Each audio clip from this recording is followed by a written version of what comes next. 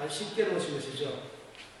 그래서 하나님께서 어떤 사람을 쓰시는가 할 때에 일단 우리가 퍼즐 게임처럼 가면서 보이는 것은 하나님 마음에 쏙 들어야 하나님께 쓰지 않는다. 어떻게 하나님 마음에 쏙 들 수 있을까? 그것은 중심에서부터 주 앞에 마음에 들면 된다. 중심은 어떻게 해야 주 앞에 쓰임받는 중심이 될 것인가 하는 일을 우리가 지금 보는 과정이 있습니다. 그러면서 첫 번째 이 중심을 봤죠. 바로 온유한 사람에 대한 것을 보았습니다. 그래서 온유한 사람의 특징을 말하자면 온유한 사람은 화를 낼 줄 안다. 또 한편 온유한 사람은 화를 안 낸다. 이 둘 다가 맞는 말씀이죠. 단지 언제 화를 내는가, 언제 화를 내지 않는가 하는 것입니다. 이것은 사역자로서 저 여러분의 삶 속에 아주 중요한 영역에 속합니다.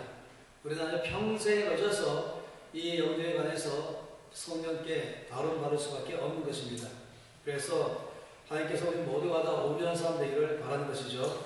그렇게 함으로 쓰임받기를 바라는 것입니다. 이제 다시 이 5시간에도 사무엘상 17장 말씀을 펴보겠습니다.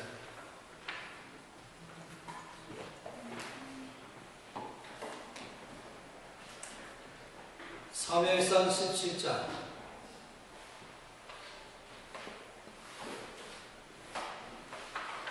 31절에서 33절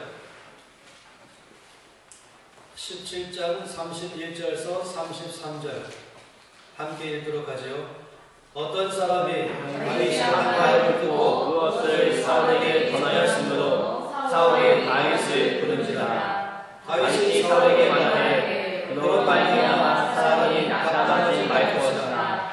주의 종이 가서 저 블레셋 사람과 싸우리라 하니 사울이 다윗에게 이르되 내가 가서 저 블레셋 사람과 싸울 수 없으리니 너는 소년이요 그는 어려서부터 용사님이라.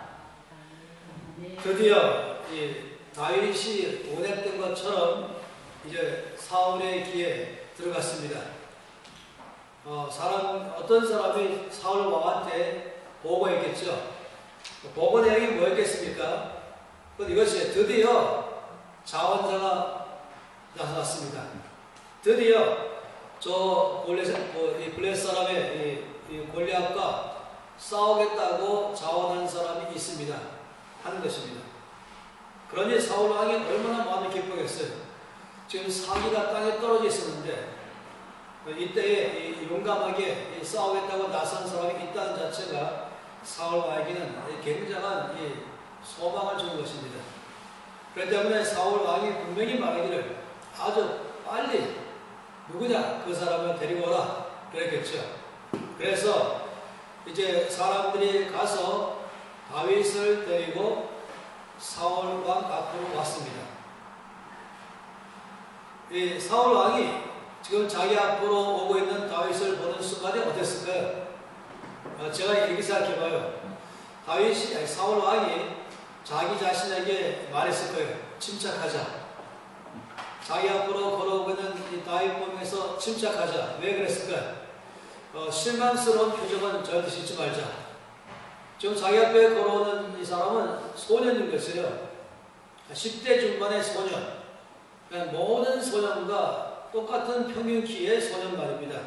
그냥 호리호리한 키에 그냥 중3쯤 돼 보이는 이 소년이 자기 앞으로 걸어오는 것을 볼 때에 이 사울 왕이 일단은 실망스러운 얼굴을 보이지 않으려고 아마도 그랬을 것이다 하는 것입니다. 근데 더 기가 막힌 것은 다윗이 오자마자 사울 왕 앞에서 말한 말이 더 기가 막힌 것이 뭐라고 말했습니까?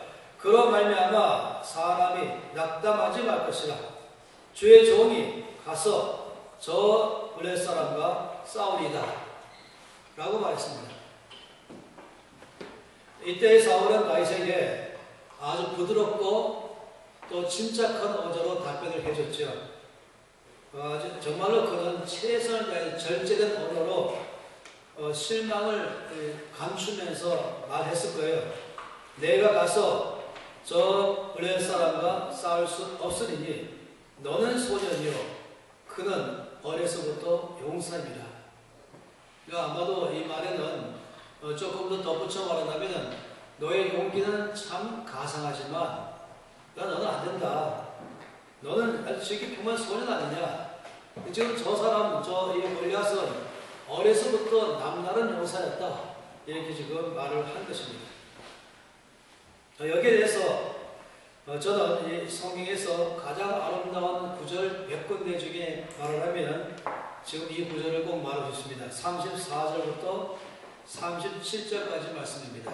이 사무엘상 17장 34절에서 37절 말씀 함께 이 말씀도 읽겠습니다. 다윗이 사울에게 말하되 주의 종이 아버지의 양을 지킬 때에 사자 곰이 와서 양떼에서 새끼를 먹어가면 내가 따라가서 그것을 치고 그 입에서 새끼를 건져내고 그것이 일어난 날을 가고자 하면 내가 곧 수리하지 않고 그것을 쳐 죽였나이다. 주의 종이 사자와 곰도 쳤은즉 살아계신 하나님의 그를 모욕한 이 할례가 지난 은혜서 하나님이니까 그가 같이 승에 하나와 같이 되리라. 또 다윗이 이르되 여호와께서 나를 사자의 발톱과 곰의 발톱에서 건져내셨은즉 나를 이 불에서 사내에서 건져내시니까. 사울이 다윗에게 이르되 가라, 여호와께서 너와 함께 계시기를 원하노라. 아멘. 여러분, 여기 다윗이 지금 말하고 있는 이 말, 사울 왕이 너는 안 된다. 넌 참 용기는 좋지만은 너는 소년 아니냐. 그리고 저 상대방은 어리석도 용사다. 이렇게 말했을 때에 그 왕 앞에서 말한 응답이 바로 이 말인 것입니다. 이 다윗이 한 말 가운데서 어떤 면에서 감동이 될 수 있을까요? 제가 제일 먼저 말하고 싶은 게 있어요. 이 사울이 지금 이 말한 응답 가운데서 이 다윗의 이 말에서 제가 감동되고 있는 것 몇 가지가 있는데 그 중에 먼저 이것도 말하고 싶어요. 먼저 이 설보다는 것이요. 좀 더 이제 힌트를 더 드릴게요. 설 무슨 역? 예, 고맙습니다. 그래서 설득력. 이것은 사역자, 특히 리더들에게는 필수 과목입니다. 저를 좀 보십시다. 다윗이 이렇게 말하지 않았다는 거예요. 사울 왕이 너 안 된다. 너 갈 수 없어. 너 싸울 수 없어. 이렇게 말할 때 다윗이 가슴을 치면서 저만 믿어주세요. 제가 할 수 있다니까요.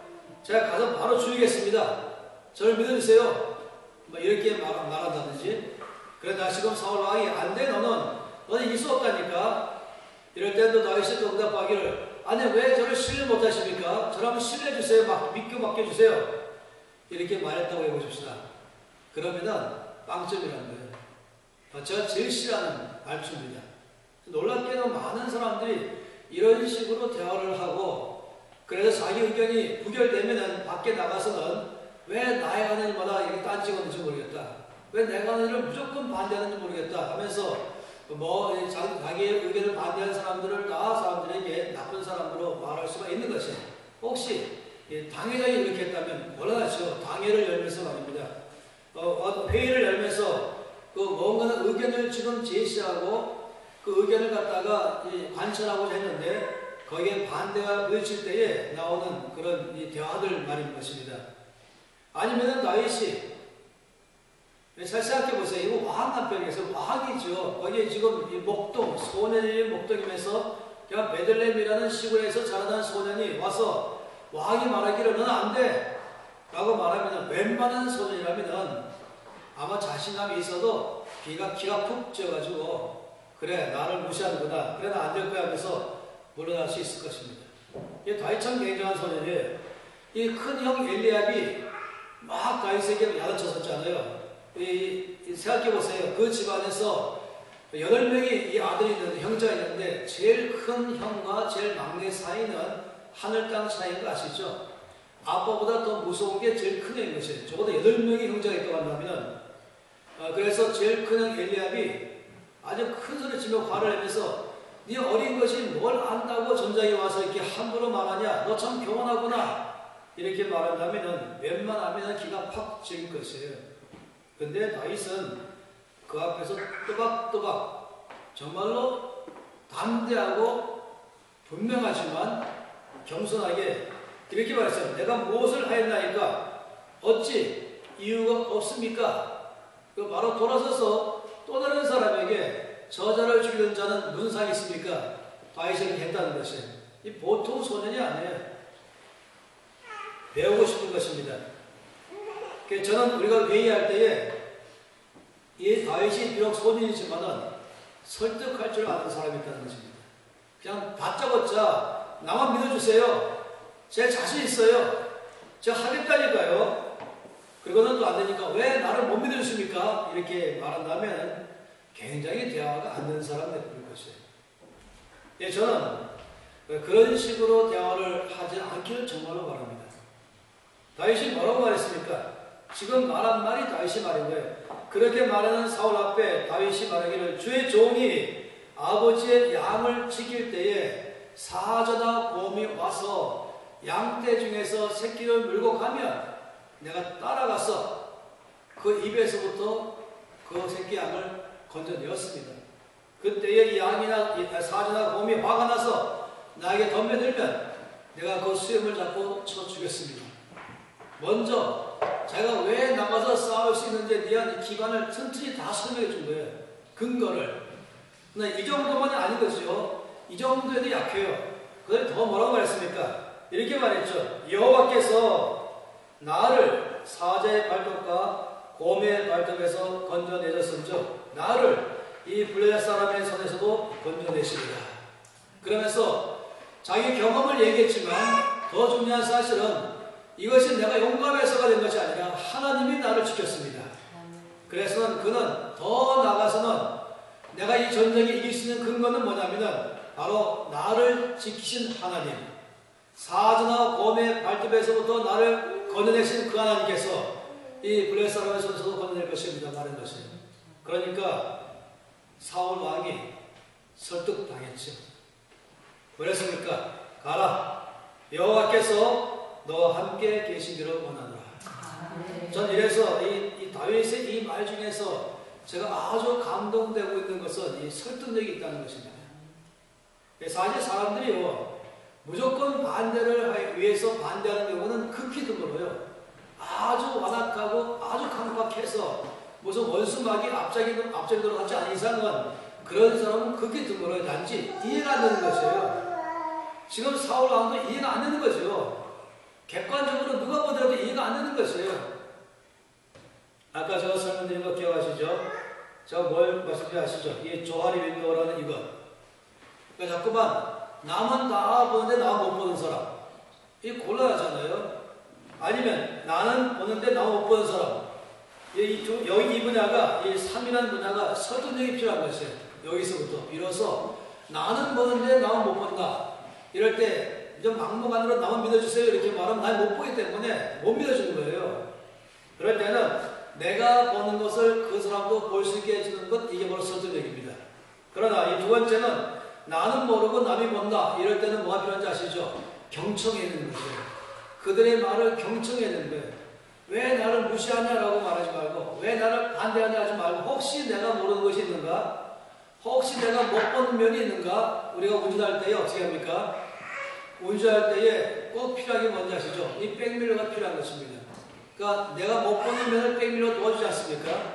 그렇게 하고 운전하는 것처럼 우리가 회의할 때에 우리는 2번과 3번의 이 상황 속에 들어갈 때가 많이 있다는 것입니다. 그럴 때 2번 같은 경우는 무조건 자기 고집대로 가지 말고 다른 사람들의 의견을 들으면서 경청하면서 혹시 내가 못 보는 면이 없을까를 살펴보는 게 필요하고, 3번처럼 나는 보고 있는데 남들이 못 본다면 이럴 때는 설득이 필요한 것입니다. 어떻게 하는 것입니까? 말씀드렸죠. 1번을 확장시킨다. 그러니까 나도 볼 수 있고 남도 볼 수 있는 영역을 확장한다. 이것이 좋은 지도자의 특징입니다. 특히 당회를 할 때, 재직회를 할 때, 무슨 부서회의를 할 때, 무슨 위원회를 할 때 모든 걸 다 포함해서 리더라고 한다면 이 면에서 정말로 실력을 필요한다라고 말한 것입니다. 어쨌든 지금 저는 여기서 넘어가서 지금 보는 것은 그러면서 설득력을 말씀을 드리고 있는 것입니다. 그런데 사실 제가 말씀하고자 하는 바는 사실 딴 데 있어요. 중심을 하고 싶은 것이 여기서 지금 동일하게 또 한 번의 다윗의 중심이 드러났다 하는 것입니다. 하나님이 왜 다윗을 쓸 수밖에 없었는가에 대해서 또 이 안에서 발견할 수가 있습니다. 지금 34절부터 37절까지 말씀 속에서 우리는 여러 가지를 발견할 수 있어요. 다윗이 얼마나 용감한 사람인가 포함해서 하나님이 얼마나 우리를 도우시던가 포함해서 말할 수 있죠. 생각해 보세요. 사자가 왔다. 곰이 왔다. 이건 보통 문제가 아닌 것입니다. 양치는 사람들이 알죠. 사자가 어느 종류인지. 우리가 이 동부아프리카에 가면 유명한 이 아프리카 부족 중에서 제일 큰 용사가 누굽니까? 마사이족이잖아요. 이 마사이족은 모두가 다 무서워하는 용사인데 이 마사이 부족 중에서 용사가 있어요. 어떤 사람인지 아시죠? 사자를 죽인 사람. 사자를 죽였다 그러면은 마사이 부족 안에서도 최고로 쳐줍니다. 그만큼 아무리 강한 이 마사이 부족이랄지라도 사자 앞에서는 못 이기잖아요. 이 곰도 마찬가지죠. 곰이 얼마나 힘이 세는지 아시죠? 곰이나 사자가 나타났다. 그러면 목숨 부지하는 것만 해도 감사한 일인 것입니다. 그런데 다윗은 이 사자나 곰이 와서 자기 양떼 중에서 새끼 양 한 마리를 옮겨가고 자라날 때 어떻게 했어요? 사실 이제 거꾸로 제가 이제 말해본다면 패러디하든지 아니면 좀 설명해서 사자가 왔어요. 사자가 오더니 다윗에게 말하기를 다윗아 내가 오늘은 너의 양떼 중에서 새끼 양 한 마리만 가져가겠다. 알았지? 이렇게 말한다면 아마도 다윗이 엎드려 절하면서 사자님 감사합니다. 그래서 사람들이 가서 이렇게 말할 거예요. 나는 오늘 사자가 왔지만 새끼 양 한 마리밖에 있지 않았다. 이렇게 말하실 것입니다. 아니면 냅다 도망한다고 쳐보세요. 냅다 도망을 쳐서 너 어떻게 하다 왔냐? 그러면은 사자가 왔습니다. 곰이 왔습니다. 그럼 아무도 거기에서 할 말이 없을 것입니다. 근데 제가 이 말씀을 드리면서 좀 배경을 말하고 싶어요. 아까 제가 힌트를 약간 드렸습니다. 이제 사무엘이 이새의 아들들을 다 오라고 말했을 때에 이새가 8명 아들 중에서 7명만 데리고 왔습니다. 막내 다윗은 데리고 오지 않았습니다. 일반적으로 옛날이나 지금이나 내리사랑은 다 똑같아요. 고급 동서를 막론하고 이 내리사랑의 대표적인 사람 누굽니까? 야곱이죠. 그 야곱이 요셉에 대한 사랑은 특별했습니다. 그 10명의 이 모든 이 아들들을 다 제쳐놓고 11번째 요셉에 대한 사랑은 독특해서 채색 옷을 입히고 다른 아들들은 다 들판에 가서 양치겠지만 요셉만큼은 집에 두도록 했던 것 알지 않습니까? 이세의 집에도 그 풍경은 똑같아야 정상인 것이에요. 8번째의 막내 아들 다윗 정도라면 오히려 집에 있게 하고 나머지 아들들이 들판에 나가서 양을 지키는 게 정상인데 이 집에는 거꾸로 된 것이에요. 오히려 막내인데 다윗이 들판에 나갔다. 아까 말씀드린 것처럼 자기의 순번에 따라 나간 것이 아니라 이것은 의뢰껏 다윗에게 맡겨진 일이었다 하는 것입니다. 그러면 더군다나 지금 사무엘이 오라고 말할 정도면 얼마나 중요한 것이겠어요. 거기까지도 다윗을 초청하지 않았다. 그럼 우리가 이렇게 생각해야 돼요. 이상한데? 뭔가 분위기가 이상한데? 라고 먼저 짐작해야 됩니다. 근데 그 분위기를 말하기 전에 여러분이 다윗이라면 어떻게 생각하시겠어요? 여러분이 다윗의 입장이었다면 자기 막내인데 자기 10대 중반에 한창 감성이 예민한 때에 있는데 모든 것에서부터 자기는 제외가 됐습니다. 친구도 만나고 싶고 먹고 싶은 것도 있고 그런데 이 모든 것이 다 박탈됐습니다. 그건 들판에서 외롭게 양들과 함께만 살아야 됩니다. 아시죠? 다윗은 집에 들어와 사는 것이 아니었다는 것입니다. 아예 거기서 살았어요. 거기 양떼들이 있는 데를 따로 해갖고 살았었어요. 옛날에는 아마 다윗 시대에도 그랬을 거라고 짐작하는데 옛날에는 양의 우리라고 하는 것이 멋있게 지은 집이 아닐 거예요. 그 굉장히 무슨 바람막이 하고 지은 거에 씌워가면서 그러기보다는 좀 더 협이 없었겠죠. 많은 이 사람들이 말하기를 그 당시에 이 양의 입장은 양의 문은 정식문이 없었다고 합니다. 그래서 양의 목자가 양들을 다 울타리 안으로 들어가게 한다면 문에 누워서 잤대요. 거기서. 그 정도로 고생하는 시간들인 것입니다. 그래서 다윗이 그런 일이 자기에게 늘 주어졌다면 다윗은 그런 것을 지나가면서 어떤 사람으로 될 가능성이 많을까? 그런데 설명해 볼게요. 금방 알아들으실 거예요. 그랬어요. 불량 청소년 또는 비행 청소년. 그렇게 될 가능성이 상당히 여건상 많을 것이다. 그건 불만이 꽉 차 있고 원망스럽고 제일 우리나라 말에서 잘 말하는 말처럼 나는 다리 밑에서 주워왔나? 얘네들 그런 말 많이 하잖아요. 난 주워온 자식인가? 그건 모든 혜택에서 제외되어 있습니다. 이쯤 되면은 불량 청소년, 비행 청소년 될 가능성이 상당히 많이 있습니다. 이쯤 되면은 제일 싫은 게 뭔지 아시죠? 양인 거예요. 자기를 가장 어렵게 만드는 원수로 생각할 거예요. 집에 있지 못하게 만드는 존재. 그렇다면은 아마도 화풀이를 양떼들에게 해줄지도 모르겠어요. 아니면은 양떼들을 갖다가 알아서 먹으라고 막 풀어놓으면서 해줄지도 모르겠습니다. 그럴 만한 충분한 이 근거가 있다는 것이에요. 근데 왜 그랬을까? 막내임에서 소년인 다윗이 왜 이런 대접을 받을 수밖에 없을까? 제가 드디어 찾아냈습니다. 아주 민감한 날카로운 신학자들의 이 신학을 보면서 알아냈어요. 그 뭐냐면 시편 51편에서 찾았습니다. 우리가 안 보겠습니다만은 시편 51편은 이 다윗의 회개의 기도잖아요. 그 가운데 다윗이 이렇게 말하겠습니다. 내가 나의 어머니의 제약 중에 출생했습니다. 라고 말했습니다. 내 어머니의 죄 중에 내가 태어났습니다. 신학자들이 이렇게 말해요. 이것은 언제를 말하는가? 그럼 모든 사람에 다 해당하는 말이겠죠. 그러나 이건 그 말이 아닌 것이에요. 이 다윗이 고백할 때 내가 제약 중에 태어났습니다 이렇게 말할 때 이것은 상당히 이 말씀의 모든 어투나 내용상으로 볼 때 이것은 다윗의 출신을 말한다는 것입니다. 다윗은 분명히 이걸로 본다면 그는 사생하였을 것이다 라고 말한 것이에요. 그러니까 집 안에 두기에는 껄끄러운 존재, 사랑하든 않든 상관없이 다윗을 집 안에 두기에는 분란의 소지가 있는 아이. 그래서 다윗을 어쩔 수 없이 들판으로 내몰 수밖에 없을 것이다. 이게 설득력 있는 것이죠.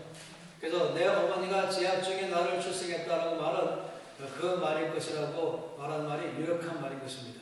그러니까 한마디로 말하면 다윗은 그 형제 가운데서 이제 아까 제가 말씀드렸죠. 7명 중에서 첫 번째부터 세 번째까지와 넷, 다섯, 여섯, 일곱 번째, 다음 여덟 번째. 여기까지가 20대 이상이잖아요. 그럼 여기서는 20대 미만인 거예요. 여기서.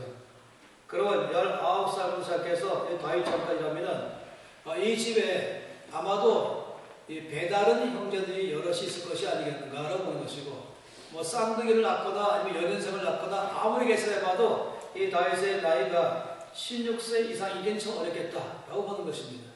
이렇게 본다면. 그래서 다윗을 일반적으로 많은 경우에 15세에서 16세로 다윗의 나이를 추정을 하게 되는 것입니다. 그 이상 넘어갈 수가 없는 거예요. 그렇다면 그 후에 16세 이상부터 20세 미만이 4명이나 형들이 있었다는 걸 말하는 것입니다.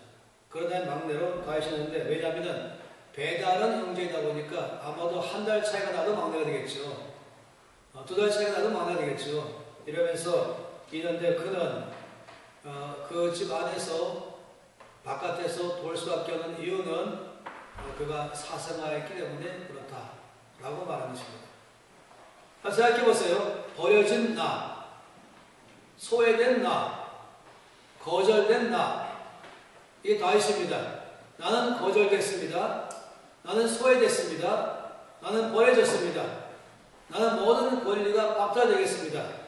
이런 가운데서 살아간다면 말씀드린 것처럼 아주 정상적으로 일반적으로는 이 비행 청소년 될 가능성이 크다라고 말하는 것이죠. 삐뚤어질 수 있죠.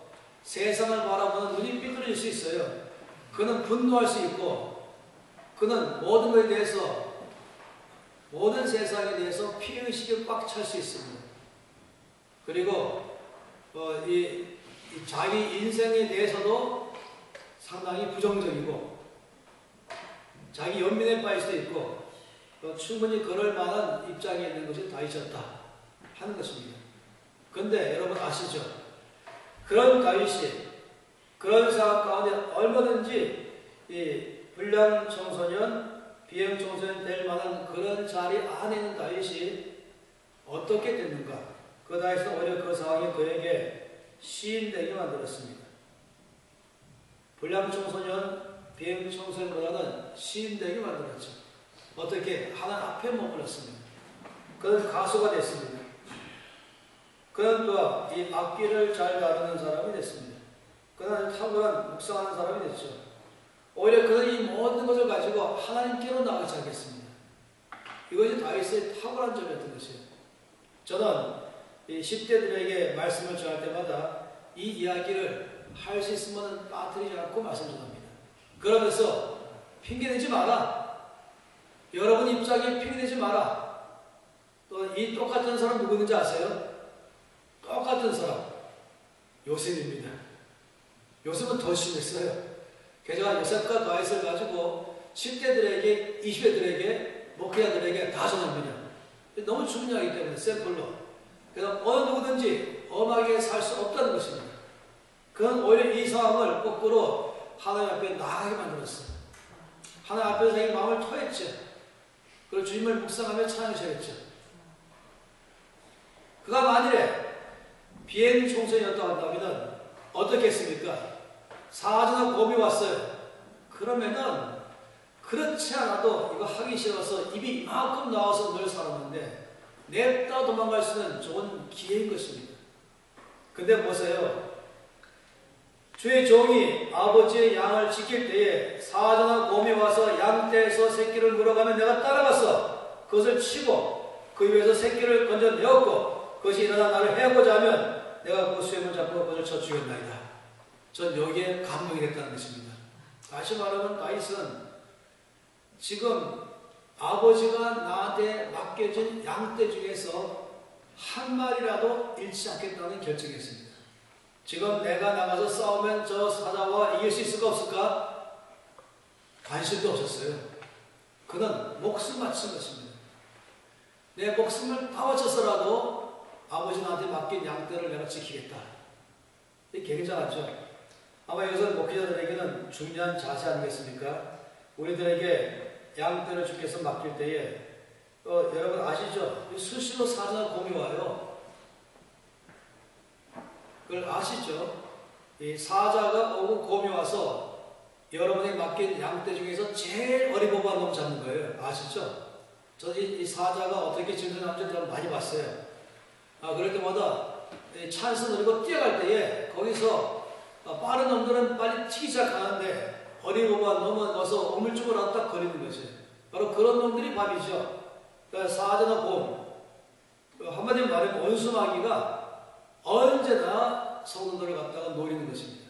잡았어요. 그때의 다윗처럼 목숨 바치고 나가시는 것이 참으로 중요하다. 저는 이 자세를 뭐라고 말하지 않습니까? 이것을 중심인데 제가 좋아하는 중심이 뭐겠습니까? 충성입니다. 이것이 충성인 것이에요.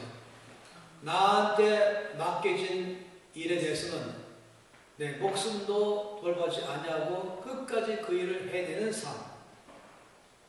나 자신의 신변의 안전을 돌아보지 아니하고 나 자신의 유익을 구하지 아니하고 나에게 맡겨진 그 일을 다 이루기까지는 내 목숨까지도 조금 더 아까워지 하고 내주하는 그런 삶. 이게 바로 충성된 삶인 것입니다. 나에게 맡겨진 것은 나에게 이익이 오느냐 손해가 오느냐 따지도 아니하고 그것을 끝까지 해내는 사람. 손익을 따지지 아니하고 일을 하는 사람. 나에게 맡겨진 것은 남들이 나를 뭐라고 부르는지 말든지 전혀 상관하지 아니하고 끝까지 해내는 사람. 이게 바로 충성인 것입니다. 성경에서 중심에서 말씀할 때에 주께서 가장 중요하게 여기는 중심 중에 하나가 충성입니다.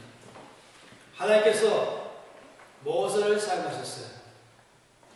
모세의 어떤 면을 보고 사용하셨을까? 중요하지 않습니까? 민수기 12장 말씀을 보겠습니다.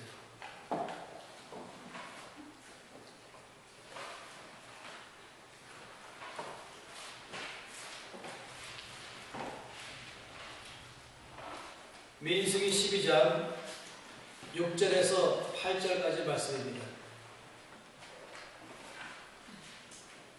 함께 들어가죠. 이르시되 내 말을 들으라. 너희 중에 선지자가 있으면 나 여호와가 환상으로 나를 그에게 알리기도 하고 꿈으로 그와 말하기도 하거니와 내 종 모세와는 그렇지 아니하니 그는 내 온 집에 충성하며 그와는 내가 대면하여 명백히 말하고 은밀한 말로 하지 아니하며 그는 또 여호와의 형상을 보거든 너희가 어찌하여 내 종 모세의 명하기를 두려워하지 아니하느냐. 참 놀라운 말씀이에요. 하나님께서 지금 모세를 비방하고 있는 아론과 미리암과 모세를 한꺼번에 부르셨죠.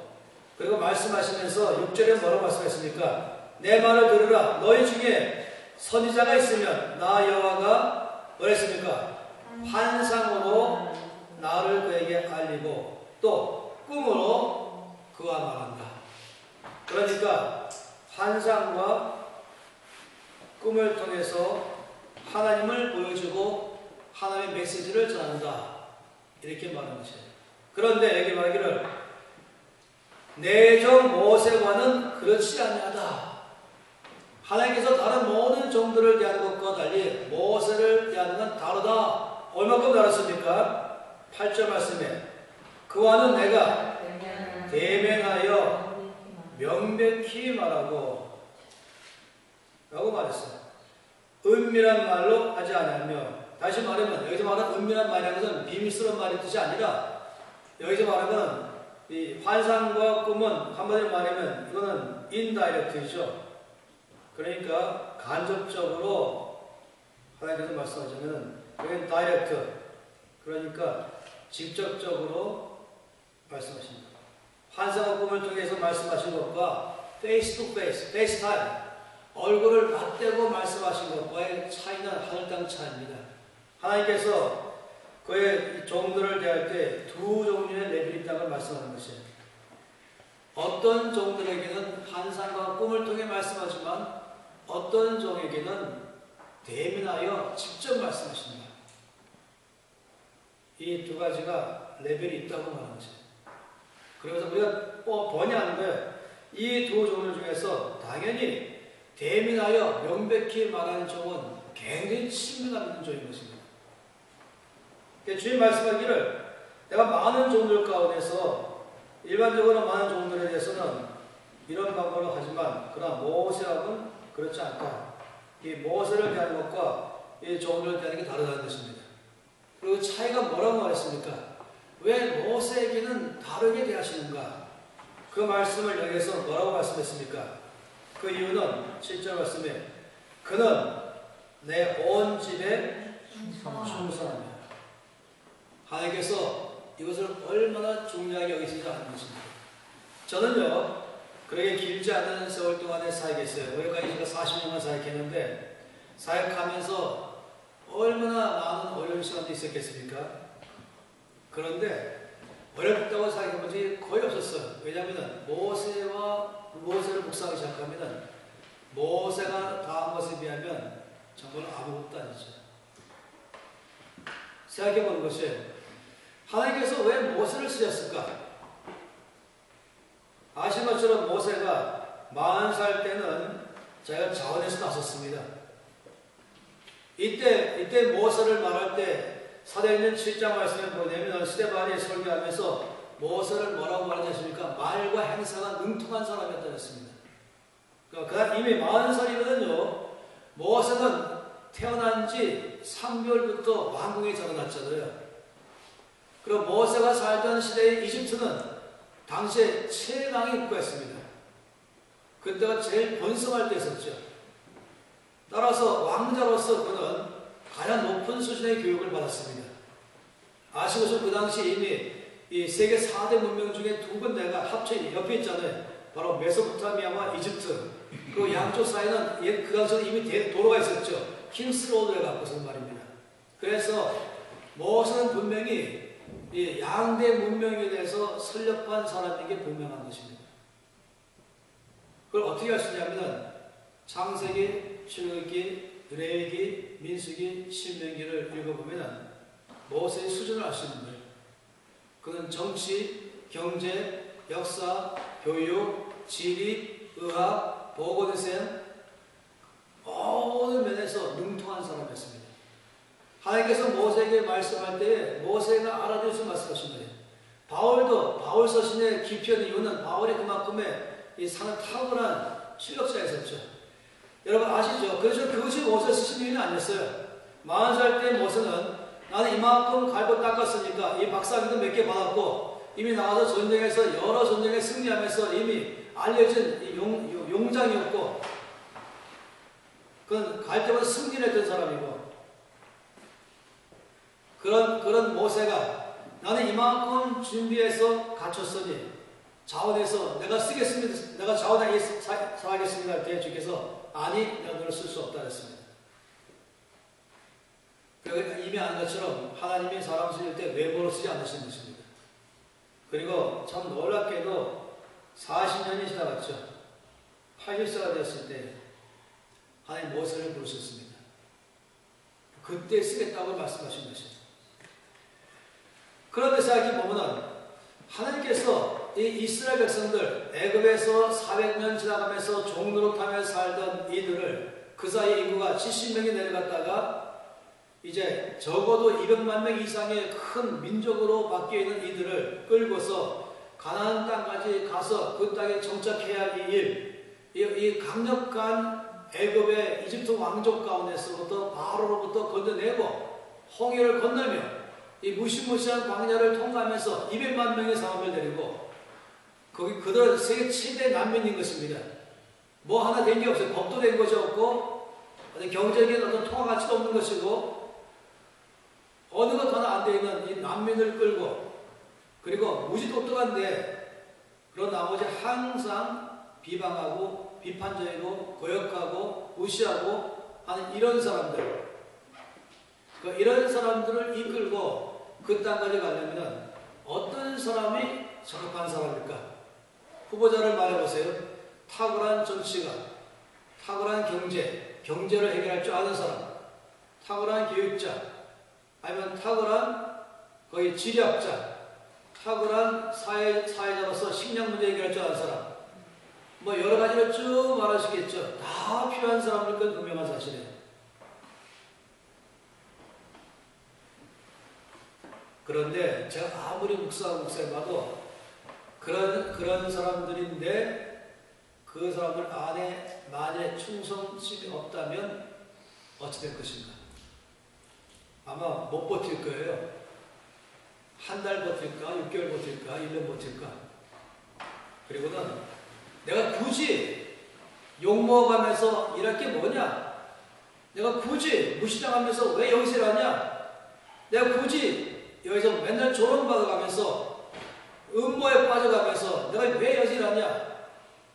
이렇게 원망하기 잘하고 부정적이고 불평을 잘하고 고역하기 잘하는 이들과 함께 내가 왜 일하겠냐? 여러분 아시죠? 실력은 탁월하지만은 그런 말에 충성됨이 없다면 관둘 거예요.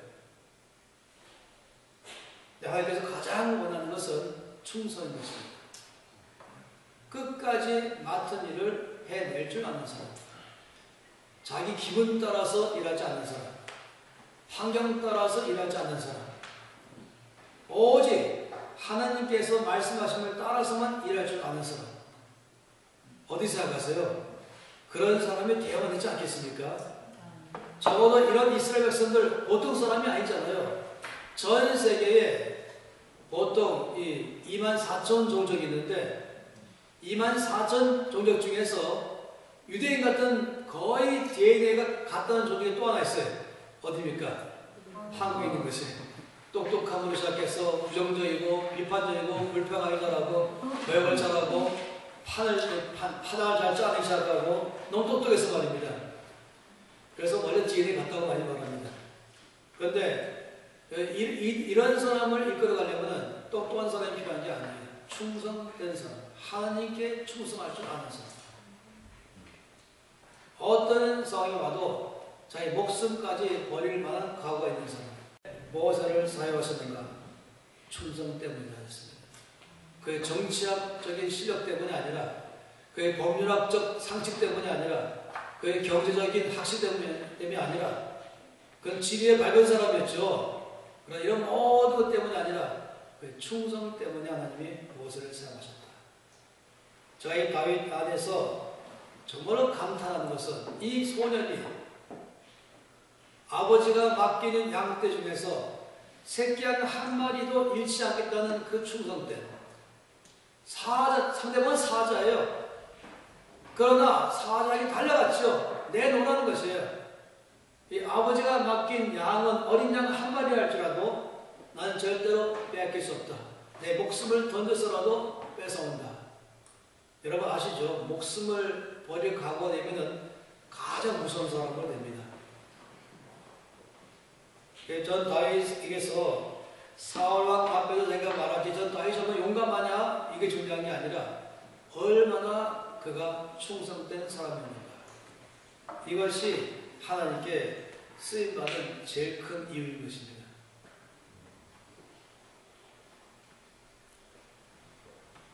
여러분이나 저나 그만두고 싶은 마음 가질 수 있는 것 수없이 많이 있죠.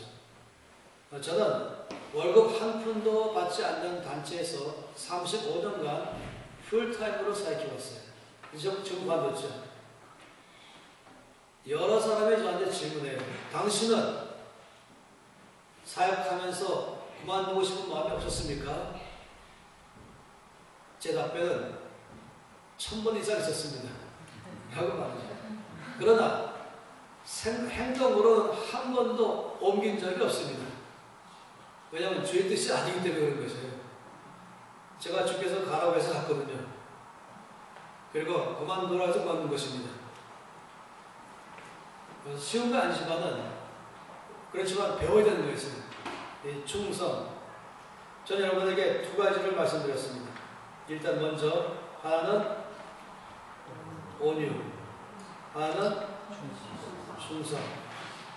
이 온유는요 사람과의 관계에서 필요한 중심입니다. 근데 이 충성은 사역과의 관계에서 필요한 중심입니다. 저는 하나님께 쓰임받기를 원한다면 이 두 가지가 가장 중심의 형성이 돼야만 된다고 보고 있습니다. 그 외에도 많이 있다 그랬죠. 40가지 있다고 제가 말씀드렸어요. 그러나 그 어느 것보다도 가장 중요한 것은 이 온유함과 충성됨. 이것은 우리 모든 목회의 기반입니다. 이건 우리 모든 사역의 기반입니다. 이건 목회자만이 아니고 직장생활에서도 마찬가지고 이 땅에서 주께 쓰임받기 원하는 사람 모든 사람에게 필수로 갖춰줘야 할 중심. 그러면 온유한 사람이 되어야 되고 충성된 사람이 되어야 된다 하는 것입니다. 사람 관계 안에서 우리가 온유한 사람이 되어야만 하나님께서 쓰실 것이고 나의 맡겨진 일에 대해서는 충성된 사람이 돼야만 주께 쓰임받을 수가 있는 것입니다. 디모데전서 1장 말씀 볼까요? 디모데전서 1장입니다.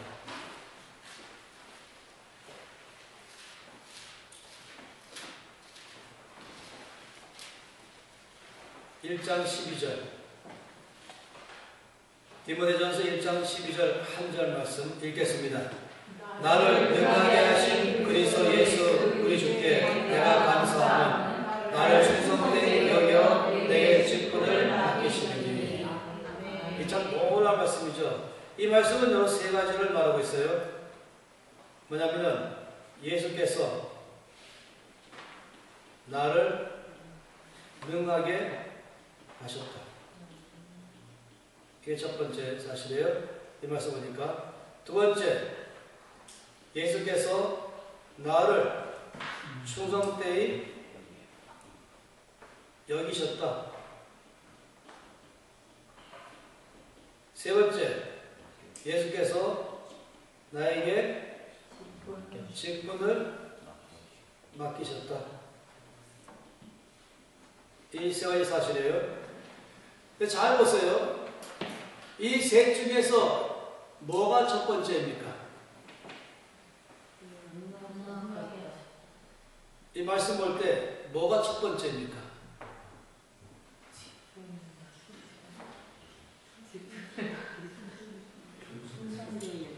그렇죠. 여기에 첫 번째가 이거예요. 충성된 사람인가 아닌가, 이걸 제일 먼저 보시는 거예요. 그래서 충성된 사람이다라고 인정되면 그 다음에 어떻게 했습니까? 그 다음에 아니요, 직분을 맡기세요. 직분 맡긴 다음에 어떻게 했습니까? 그것을 감당할 능력 주시는 것이에요. 여러분, 이거 원칙 중요합니다. 이 세상은 이렇게 안 해요. 이 세상은 어떤 사람의 직분입니까? 그렇죠. 능력이 있는가 없는가를 보고 나서 거기에 따라서 일을 맡깁니다. 그런데 여러분 아시죠? 성경에서 여러 차례 뭐라고 말씀했습니까? 능력은 누구에게 속했다고요? 예, 여호와께 속하였다. 능력은 여호와께 속하였다. 하나님께서는 능력 많은 사람 택하는 게 아니에요. 능력을 주실 거예요. 주께 있기 때문에 주님께서 누구를 부르시는가? 충성된 사람을 부르시고 그 사람에게 직분을 맡기시고 직분 맡은 사람이 충성을 하면 주께서 그 사람에게 그 직분을 감당할 능력 주시고, 여러분 이 하나님 나라의 법칙을 절대로 잊지 마십시오. 혹시라도 거꾸로 생각하셔서 능력 많은 사람이 일을 맡길 것이고 따라서 맡은 사람 능력을 갖고 이렇게 하지 마세요. 아니에요. 이것이 일반적으로 많이 그렇게 해야 돼. 교회에서 직분 맡기면 나는 그거 할 만한 능력이 없습니다. 이게 보통 사람 반응이에요. 자격이 없습니다. 능력이 없습니다. 아시죠? 하나님 나라는 그것이 아니라 여러분 분명히 말씀하십니다. 중요한 것은 하나님이 당신에게 일을 맡기는 것은 당신이 똑똑해서가 아니고 능력 많아서가 아니고 잘나서가 아니라 당신의 충성을 보고 맡긴 것입니다. 그러므로 당신은 충성만 하면 되는 것입니다. 그러면 능력을 주실 것입니다. 그건 목회자 포함해서 장로, 권사, 집사 모든 연예계 다 포함해서 마찬가지인 것이에요. 이 대원칙 말인 것입니다. 세상의 원칙 갖고 하지 마세요. 능력이 많아서 일을 맡길 것이 아니고, 그래서 일을 능력 있게 일을 했다고 해서 능력 많은 사람이 아닌 것입니다. 능력은 하나님 주신 것입니다. 모든 영광은 주님께 돌려드리는 것이죠. 그리고 언제나 주님 원하신 것은 충성만 원하는 것입니다. 여기서 제가 아주 중요한 것은 뭐냐면 이 단어 가운데서 뭐냐면 충성되이 여기셨다는 이 단어입니다. 이 단어가 독특한 단어입니다.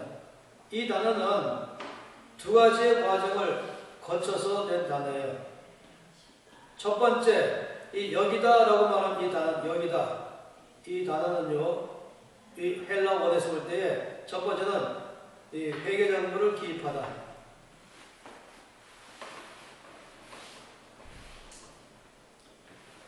이 단어가 먼저 전제가 되는 것이에요. 여러분 회계장부 기입하는 거 아시지 않습니까? 수입란에 기입하고 지출란에 기입하고 그 다음에 잔액을 적습니다. 여기에 오차가 있으면 안 돼요. 그래서 우리가 장부 기입을 잘 알지 않습니까? 이 장부에다가 이 수입이 있고 지출이 있고 잔액이 있습니다. 그 총수입, 총지출, 총잔액. 여러분이 아시는 것처럼 여기 이 안에는 빈틈이 하나 없죠. 이렇게 맞아야 되고 이렇게 맞아야 되고 또 이렇게 맞아야 되는 것이죠. 이게 바로 장부 기입입니다. 뭐 작게는 그냥 가계부를 기입하는 것부터 시작해서 조금 교육 규모에 따라서 복식 회계를 포함해서 더 큰 데를 갈수록 이 장부가 복잡해지겠지만 그러나 원칙은 똑같은 거예요. 장부를 기입하다. 다시 말하면 하나님께서 바울을 보실 때에 한 번 딱 보시자마자 중원된 사람이구나 이게 아니었다는 것이에요. 먼저 관찰하셨다. 먼저 실험하셨다. 이것이 바로 여기다라고 하는 단어인 것입니다. 이 단어를 쉽게 생각하지 마세요. 이건 오랜 동안 관찰하신 것 포함하는 것이에요. 그래서 먼저는 회계장부를 기입하는 걸 포함하고 이 두 번째 가서야 이제 뭐냐면은 결론 내리신 것이에요. 결론이 이 충성된 사람이구나. 이게 바로 여기다라는 단어인 것이에요. 이 단어, 이 디모데후서 1장 12절 단어는 로마서 6장에 나와 있는 여기다라는 단어가 있어요.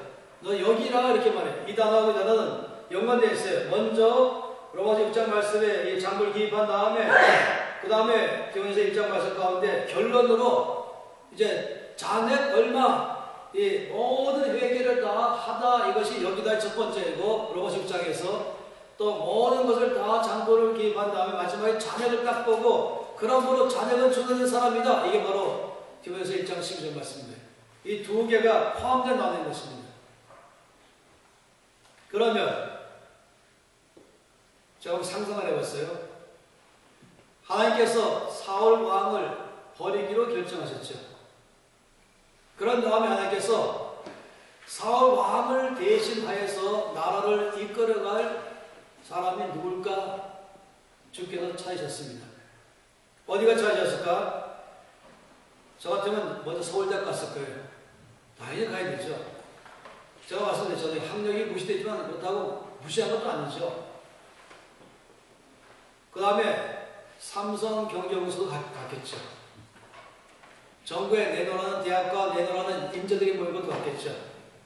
그런데 한번 상상해 봤어요. 이쪽 도시에서 다음 도시까지 또 누가 없나 가는데 그 들판이 있었어요. 그 도시와 도시 사이에 들판 지나갔어요. 아무튼 들판. 근데 그 들판에 양들이 뛰어놀거든요. 풀 먹고. 근데 가다가 하나님께서 그 양들 사이에서 뭔가 노래소리 나오는 것이에요. 그 여호와는 나의 목자시니 그런 노래.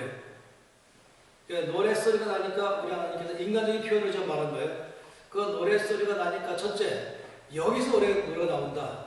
이 들판에서, 없는 들판에서 양들이 있는데 그 노래는 하나님 예배한 노래인 것이에요. 그래서 하나님은 그 노래소리에 이끌려 가다가 거기 저 멀리 소년 목동이 양떼를 쫙 돌보면서 거기 앉아갖고 하나님께 노래를 부르고 있는 것이었어요. 그래서 하나님께서 멀쩡함없이 거기서 앉아갖고 다윗의 노래소리를 듣고 계셨습니다. 그러다가 하나님 눈이 점점점 커지기 시작했어요. 왜냐? 저 멀리 사자가 오기 시작한 것이에요. 그래서 하나님께서 아주 궁금해졌어요. 그래서 서서히 하나님께서는 일어나기 시작하셨죠. 일이 장차 어찌 될까를 보고 싶어졌어요. 근데 이 사자가 아주 소리 없이 오다가 마지막 순간에 점프해 들어오잖아요. 그러면서 그 중에서 가장 어리고만 양 새끼 한 마리 딱 잡고서 가버린 거예요. 근데 그때에 하나님이 더 놀란 사실, 그때 저 소년이 한 행동, 벌떡 일어나더니 쫓아가기 시작하는 거예요. 그 사자에게 말입니다. 그리고 사자를 잡고 그걸 치면서 그 입에서 새끼를 빼내고 그리고 사자 싸우기 시작하는 거예요. 하나님이 그런 다윗을 멀리서 보시면서 인간적 표현으로 말하면 하나님은 입을 다물지 못하셨다. 입 딱 벌리시고 감탄하시면서 뭐 저런 놈이 다 있냐. 그리고 거기서 하나님이 결정 내리기를 내가 드디어 찾았다. 사울을 대신할 자를 내가 찾았다. 여러분 어떻게 생각하세요? 하나님이 다윗을 사울에 대신하여 왕으로 택하신 것에 대해서 혹시 불만이 계신 분 있습니까? 하나님 공평하지 않습니다. 아니면 여러분 어떻습니까? 하나님의 선택은 지극히 당연하십니다. 가장 적합한 사람을 택하셨습니다. 보고 싶어요? 시편 78편입니다.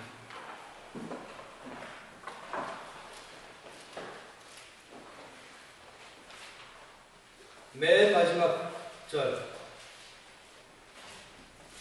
시편 78편 상당히 긴 장이거든요. 맨 마지막 절 석절 시편 78편 70절에서 72절 제가 참 좋아하는 구절입니다. 함께 이 말씀을 읽도록 하죠. 또 그의 종 다윗을 택하시되 양의 우리에서 취하시며 전 양을 지키는 중에서 그들을 이끌어내사 그의 백성인 나로 그의 소유인 이스라엘을 기르게 하셨더니 이에 그가 그들을 자기 마음의 안전함으로 기르고 그의 손에 능숙함으로 그들을 지도하였도다. 아멘. 이 말씀 안에서 드디어 우리가 비밀을 발견하는 것입니다. 퍼즐 게임을 했잖아요. 하나님께서 다윗을 어디서 왕으로 택하기로 결정했을까? 그래서 사무엘에게 내가 이미 택한 자가 있다라고 말씀을 끝냈어요. 언제 하나님이 다윗을 왕 삼기로 결정했을까? 이 말씀 보니까 양의 우위에서 다윗을 택하셨다. 전양을 지키는 중에서 다윗을 택하여서 하나님의 백성을 맡기셨다 라고 말한 것이에요. 그러니 우리가 아까 보았던 사무엘상 17장에 나와 있는 이 다윗의 고백 속에서 우리 하나님의 눈을 보기 시작한 것입니다. 아, 하나님이 이걸 보셨구나.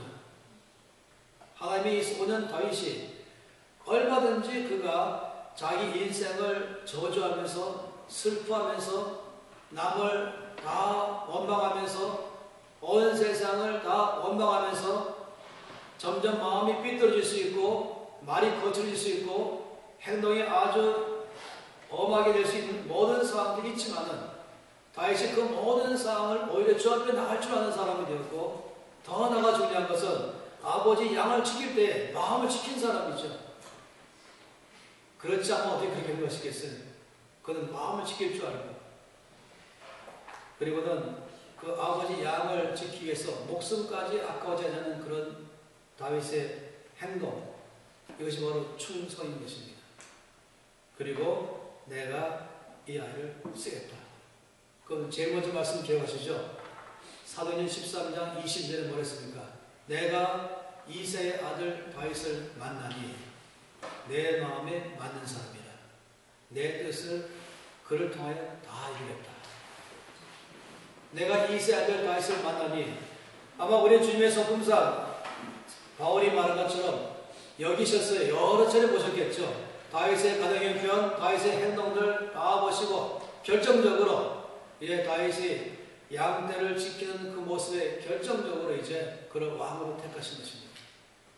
그래서 아까 봤던 말씀을 한 번 더 기억해 보겠습니다. 이 중요한 원칙, 이 원칙은요 나에게 통하는 것이고 여러분이 사람을 불러서 직분 맡길 때에도 이 원칙을 쓰셔야 됩니다. 하나님께서 어떤 사람을 쓰시는가?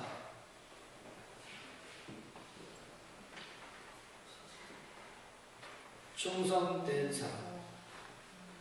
그런 사람에게 직분 맡기시고 그러면 그런 사람 특징은 흔히 많이 말하는 게으르지 않고 책임을 질 줄 아는 사람이죠.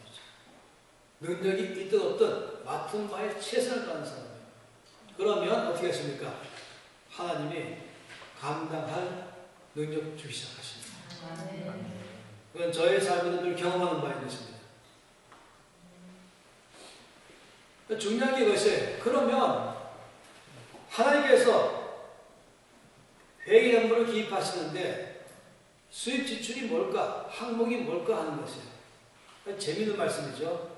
누가복음 16장 말씀 보겠습니다. 성경은 다 말씀하고 있죠. 누가복음 16장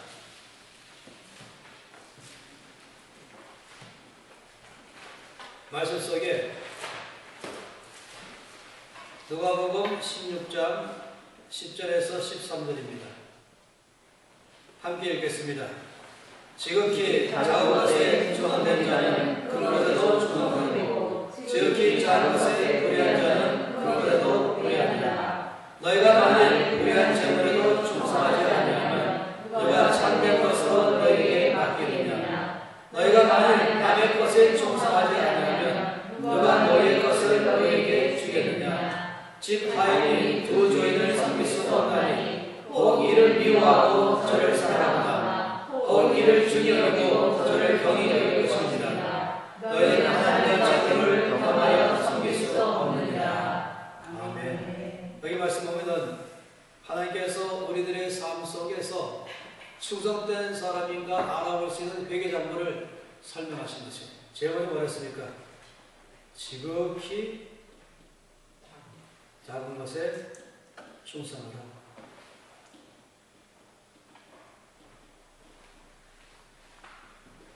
그냥 작은 것이 아니라 지극히 작은 것에 충성하라. 참 놀랍게도 이렇게 말씀했어요. 지극히 작은 것에 충성하는 사람이라면 이런 사람은 뭐라고요? 큰 것에도 충성할 줄 아는 사람이에요. 근데 만약 지극히 작은 것에 충성하지 않는 사람이라면 큰 것에도 충성하지 않을 것이다.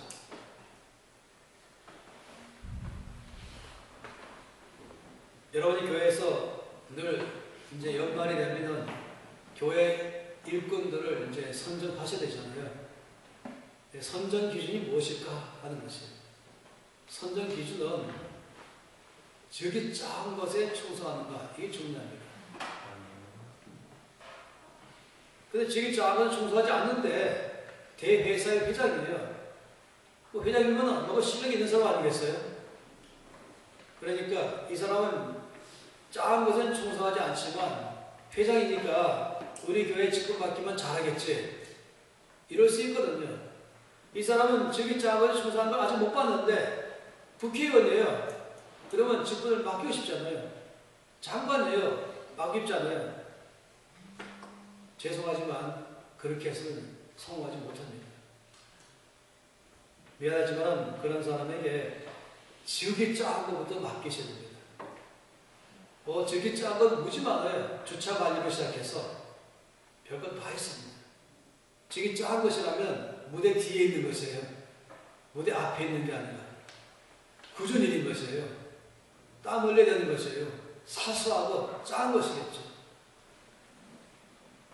근데 사람들이 내가 지금 적어도 회장인데, 내가 지금 장관인데, 내가 누군데 이걸 나한테 맡겨 하는 사람이라면은 부탁이지만은 절대로 맡기지 마십시오. 성경 말씀대로 하시는 거예요. 사람 선정하는 기준, 사람 선정하시는 선택권은 저와 여러분에게 없습니다. 주님이 교회의 머리이십니다. 따라서 주께서 지정하는 사람을 세워줍니다. 주님이 이미 우리에게 다 말씀했어요. 지극히 작은 것에 충성하라. 두 번째 뭐였습니까? 여기 불의한 재물에 충성하라. 이 불의하다는 말은 잘못된 돈을 말하는 게 아니라 그 다음에 참된 것을 맡긴다 하는 말에 대해서 쓸 때 쓰는 것이에요. 참된 것과 대조해서 말한 것이지, 한마디로 말하면 재물에 충성하라. 그러면 참된 것을 맡기겠다. 이 불의한 재물과 참된 것을 말하는 대조 관계는 뭐냐면은, 이거는 왜 대조하면 이 불의한 재물은 땅의 것이에요. 그 참된 것은 하늘의 것이에요. 다시 말하면 하나님의 나라의 일을 맡기는 것 다 포함해서 말하겠죠. 제가 지난주에 말씀드린 것처럼 하나님께서 한국교회를 부흥케 하고 세우라고 말씀하시면서 어디서 출발할까요? 말씀할 때 재물로부터 출발하라. 그래서 재정학교를 세우고 재정 부흥회를 사방에 여는 것이에요. 돈 문제를 충성되게 바로 세워야 하는 것이죠. 왜 그렇습니까? 성경 말씀 가운데 돈을 충성되게 다룰 줄 알면 하나님의 나라 일도 할 줄 안다는 것입니다. 그런데 돈을 잘 다룰 줄 못하면서 목회한다? 죄송하지만 절대 가능하지 않습니다. 돈을 우습게 여기면서 하나님 나라 일한다? 절대 통하지 않습니다. 하나님 말씀에 불의한 재물에 충성할 줄 알아야 참된 것을 맡기겠다 라고 하셨습니다. 그러니 재물에 충성하지 못하는 대비의 것이 바로 빚지는 삶을 사는 것이에요. 저는 이 일을 아주 중요하게 여깁니다. 목적은 빚 갚기 위한 것이 아니에요. 목적은 부자 되는 것이 아니에요.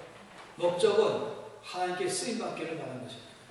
하나님께 쓰임받는 성도, 하나님께 쓰임받는 기업, 하나님께 쓰임받는 교회, 하나님께 쓰임받는 나라 되려면 어디서 출발할 것인가? 재물부터 출발합니다. 주님 말씀하신 것이에요. 그래서 저는 목사님에게 부탁드려요. 이 일을 작게 여기지 마십시오. 제가 이번에는 그 강의를 전혀 하지 않지만 만약 주께서 이만큼 강조하신다면 당연히 관심 갖고 보셔야 되고 이 일을 소홀히 여기시면 안 됩니다.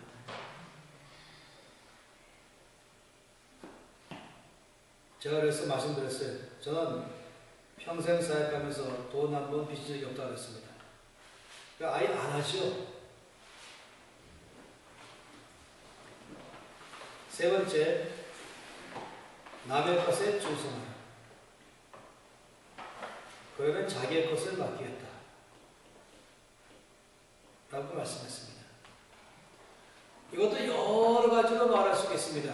재밌게도 모세도 자기 이들의 양을 칠 때에 불러서 그의 일을 맡기셨고 다윗도 아버지 양을 칠 때에 하나님 나라의 이 백성들을 맡기셨고 요셉도 남의 집에 충성할 때에 그가 해야 할 일을 맡기셨고 모든 원칙은 다 동일한 것입니다. 그러니까 내가 할 수 있는 일이 있지만 하나님은 그것보다 먼저 남의 것부터 잘한지를 보기를 원하는 것입니다. 그런 다음에 이제 나의 것을 주기 시작하는 것이죠. 저는 이 말씀 보면서 하나님께서 바울에게 충성된 사람이다 라고 그를 여기셨다고 말할 때에 그의 삶에서 이 부분을 하나님께서 관찰하신 게 분명한 것입니다. 즉, 이 작은 것에 충성하는 사람인가? 재물에 충성하는 사람인가? 남의 것에 충성하는 사람인가? 먼저 아주 주의 깊게 하나님께서 바울에 대해서 관찰하신 것이에요. 이것을 그의 장부에 기입하신 것입니다. 그런 다음에 하나님이 결론 내리기를 전체 다 통틀어서 충성된 사람 그러므로 그에게 하늘의 일을 맡기시고 직분을 맡기시고 그리고 능력 주기 시작하신 것이죠. 그러니까 이것은 우리 모두에게 다 동일한 말씀인 것입니다. 그러니 여러분 이걸 작게 여기지 마십시오. 저는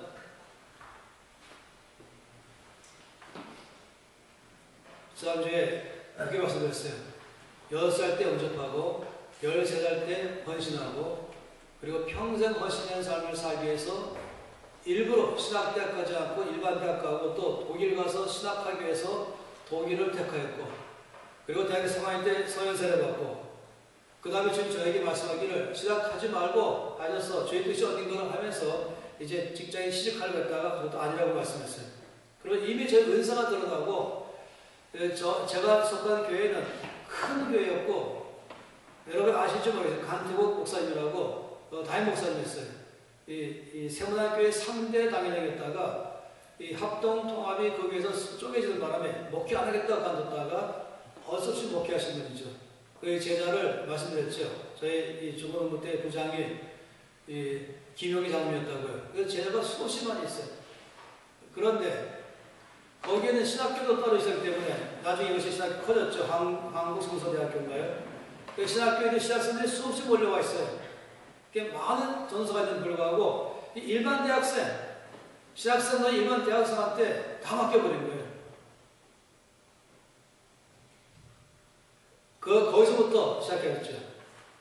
그리고는 모든 것 다 내려놓고 신학교 가는 것도 들어갔다가 아니라서 관두고 신학대학원도, 그리고는 월급 한 푼도 받지 않는 세명밖에 없는 성인한체인 예수전단에 들어갔어요. 들어가자마자 저에게 주어진 첫 번째 일은 그 예배 모임 장소에 미리 와서 의자 정리 다 하고 불 켜고 사람들을 안내해 주게 하는 일, 이게 제 일이었어요. 한 번도 무대에 나가보지 못했어요. 이미 제 은사가 뭔지 다 드러나는데 저는 이미 인정받고 있는 사람인데 전혀 그런 제 은사가 발휘 못하는 것이죠. 그러다가 이제 결정이 뭐냐면 이 예배 중에서 예수를 영접할 사람들을 일으키 세우자 그러고, 그런 사람은 뒤로 나가면 YWC에서니까 우리 패백실이었어요. 여러분이 패백실로 가시면 거기에 한 형제가 여러분에게 복음을 제시할 것입니다. 그 형제가 바로 저였습니다. 남들은 여기 있는데 저 패백실에 앉아가지고 이제 예수 믿기로 결정한 사람을 모아들여서 복음을 제시하고 영접하게 하는 것입니다. 하면 제가 집에 가면서 화가 났어요. 주님 저희 지금 은사가 있는데 그건 하나 안 쓰시고 누구나 할 수 있는 거 쓰십니까? 일하십니까? 미리 오게 하고 불 켜고 의자 정리하고 안내 보게 하고 영입시키는 거 누구나 하시는 것입니다. 자, 기분 나빴어요. 주님 앞에서. 그랬더니 주교님이 이렇게 말씀했어요. 내가 만약에 너를 평생 동안에 병들어서 병상에 누워서 평생 살다가 나의 나라에 오게 하는 것이 내 뜻이라면 어떻게 하겠냐? 제가 상상 못한 질문하신 거예요. 네가 아무것도 못하고 그냥 네가 병들어서 평생 살다가 오게 하는 게 내 뜻이다 한다면 어떻게 하겠냐? 제가 충격받았어요. 그리고 답변을 못했죠. 그렇지만 답변을 했어요. 이미 저는 헌신된 사람이었습니다. 주님, 마지막에 한참 받아서 그것이 아버지가 원하시는 뜻이라면 기쁘게 봐드리겠습니다. 그랬더니 하신 말씀이, 나는 지금 네가 하는 그 일 기쁘게 받고 있다. 네가 와서 사람들을 미리부터 준비 다 하는 일, 정리 다 하는 일, 영접자들을 위해서 복음을 제시해서 예수 영접하게 그 일, 나는 그 일을 너무 기뻐한다. 제가 알았어요. 내 은사대로 일하는 게 중요한 게 아니라 하나님의 기뻐하는 게 중요한 걸 알았어요. 그래서 저는 그 다음 주부터 전심을 다했어요. 누가 보든지 말든지 알아주는지 말든지 그 무대에 나갈 기회가 있는지 없는지 상관도 하지 않고 내가 잘할 수 있는 이 강점, 말씀을 전할 수 있게 하는 이런 것들, 예배를 이끌어가는 일들, 사람 양육하는 일들, 이걸 평생 못한다 할지라도 아버지가 기뻐하는 것을 한다는 게 중요한 거 아니겠어요? 내 기쁨을 위해서 하는 게 아니죠. 최선을 다했어요. 1년간 매주 화요일마다 뭐 했어요? 화요일이었죠. 1년에 52주를 뭐 했어요? 이 52주 중에서 예수를 영접하여서 한 명단을 제가 다 확보해놨었죠. 몇 명인지 아세요? 2,400명이었어요. 그 성역 공부가 70개 그룹으로 늘어났어요. 제가 평생 그때를 잊지 못합니다. 지극히 작은 것에 충성하라. 재물에 충성하라. 남의 것에 충성하라. 하나님은 저를 다 보고 계신 것이에요. 그리고 그 다음에 저에게 원래 줬던 대로 무대에 나오게 하셨어요. 그리고 말씀을 가르치기 시작하셨죠. 그래서 그것이 얼마나 귀한지 제가 아는 거예요. 저에게 더 중요한 건 충성하는 삶인 것입니다. 그때 저를 주님은 철저히 가르치신 것입니다. 저 모든 면에서 주님 저를 보고 계신 것이에요. 지극히 작은 것이지만 이 모든 것은 한마디로 말하면 자격시험인 것입니다. 큰 거를 맡길만 한가? 하나님 나라 일을 맡길 만한 사람인가? 이것을 보는 자격시험인 것을 알게 됐습니다. 그러니까 그건 최선을 다하는 것입니다. 남이 보느냐 안 보느냐 아니요. 하나님은 보고 계십니다. 그 하나님은 충분한 것입니다. 그럴 때에 드디어 하나님께서 너는 충성된 사람이다 라고 인정하시고 그리고 저한테 직분을 맡기셨어요. 그리고 제가 그 직분에 대해서 최선을 다했죠. 그러니까 기름 붓기 시작하는 것이에요. 그 다음부터 능력 많아서 쓰신 게 아니라 충성됨을 보고 부르셔 쓰시니까 충성됨에 사니까 기름 부어서 쓰시는 것입니다. 이 원칙은 변하지 않는 원칙인 것입니다. 하나님께서는 이런 중심을 원하십니다. 그러니까 두 가지를 말씀드렸어요. 저는 예상했던 대로 둘 이상 못했는데요. 이 온유한 사람, 충성된 사람. 이 중심에 있어서 우리의 삶의 중심에 가장 중요한 것이 무엇일까라고 말하면 온유한 사람의 중심, 충성된 사람의 중심.